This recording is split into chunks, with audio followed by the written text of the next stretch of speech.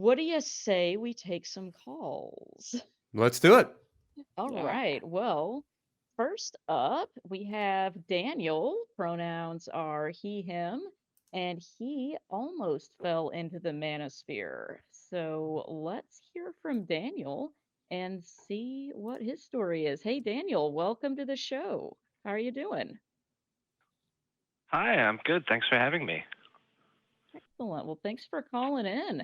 Tell us what's going on. It sounds like you've got a pretty interesting story. I want to hear it.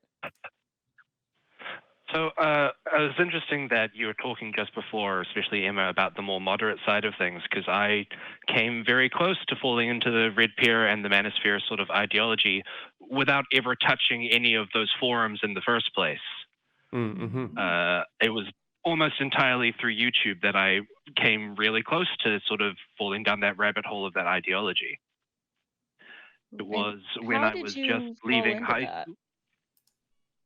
Sorry, go ahead. So I was just leaving high school and just falling out of religion. My grandfather is an Anglican minister. My family raised us culturally Christian, but here in New Zealand, it's not really a big thing.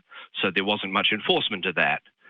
And as I started looking into atheist YouTubers, I started watching as well people like Ahmed Skeptic or Sargon of Akkad, who at the time were also just starting to move into like anti-feminism, anti-SJW, and a lot more of that sort of manosphere-centric ideology. And there was a period of time where I ascribed to sort of that low-key ideology. I thought that the things that they were saying about women and women's issues being, especially with Ahmed Skeptic, he was saying they're not fake, but they're misinterpreted. And I was going like, oh yeah, that sounds reasonable.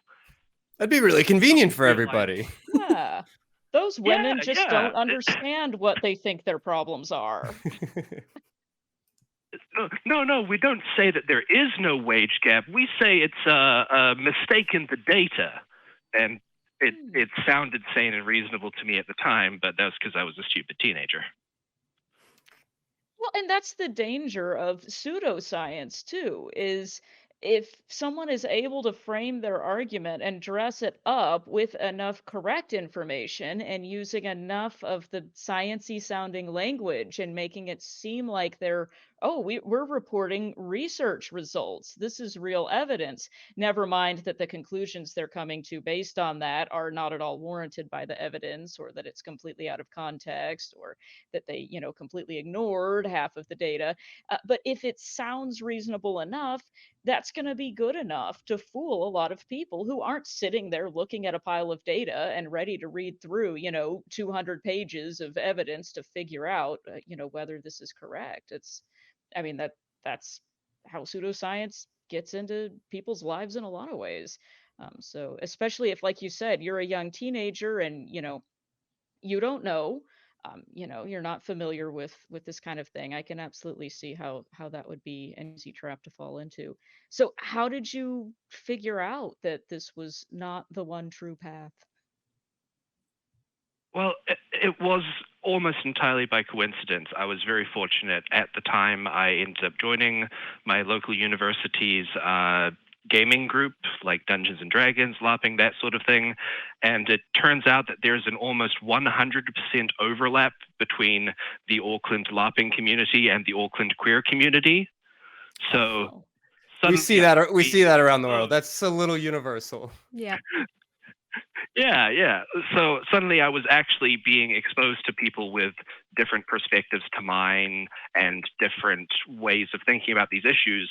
Whereas before, the only exposure I had to the opposing viewpoints were these curated videos of, feminist SJW goes crazy, which didn't actually reflect the genuine seriousness or earnestness of people thinking about these issues or talking about these problems. So I could talk with people my own age who actually understood how I was feeling and what I was feeling and could present a perspective that I'd just never seen before.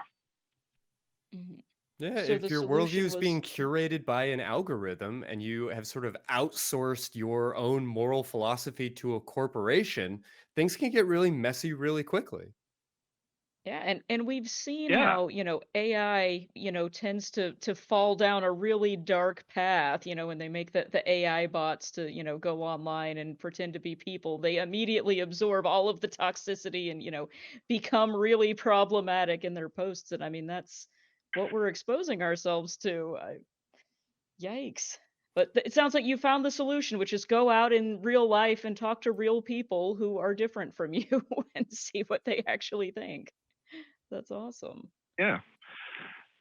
The one thing I So just wanted to say as well is I my family raised me alongside my cousins who were Polynesian, so I had this image of myself as being very progressive and very straightforward on a lot of issues. And so at the time, that made it much easier for me to fall into the trap because I was thinking, oh no, I'm a reasonable person. I'm not a racist. I'm not sexist. I've been raised in this more progressive family and culture, and I just didn't see what it was doing to me. Mm. yeah.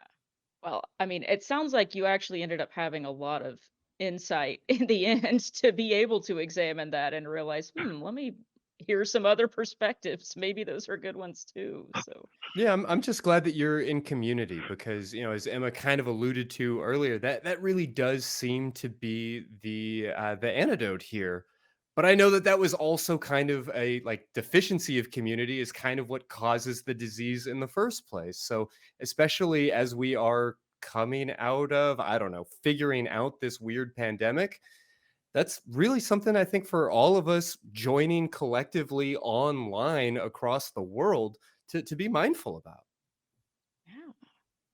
And get plugged into a community. There are people out there that want to hang out with you and talk to you, and they're not all going to tell you that it's because, the world is against you and everyone hates you and it's all over. Well, that's great, Daniel. Was there anything else you wanted to share about your experience? Uh, no, that's it. Thank you very much for having me. I Awesome. Well, appreciate your thank you for insights. calling. Thanks for sharing Yeah. with us. Have a good one.